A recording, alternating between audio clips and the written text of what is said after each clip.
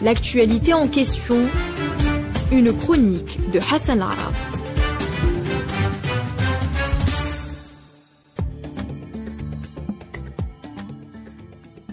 Bonjour à tous. Nous avons commémoré août dernier une journée internationale des personnes d'ascendance africaine qui marque cette fois-ci la dernière année de la décennie internationale des personnes d'ascendance africaine.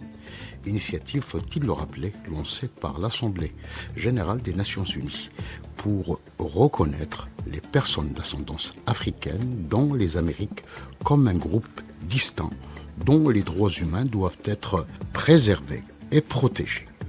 La célébration de cette journée internationale a été marquée cette année par l'appel lancé par le secrétaire général de l'ONU, Antonio Guterres, à une action mondiale pour, je cite, vaincre le racisme et la discrimination envers les personnes d'ascendance africaine.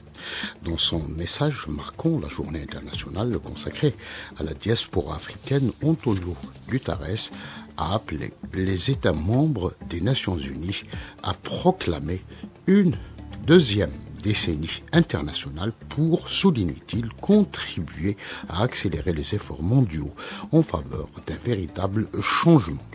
Rappelons la contribution des personnes d'ascendance africaine à la société par leur leadership et leur activisme.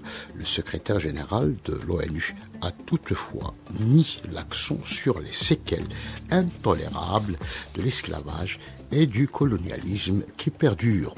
L'autre problème qui frappe de plein fouet les personnes d'ascendance africaine reste le racisme. Le racisme systémique, affirme Guterres, est répandu et constitue et continue de se transformer en de nouvelles formes, notamment dans les nouvelles technologies où les algorithmes peuvent amplifier la discrimination.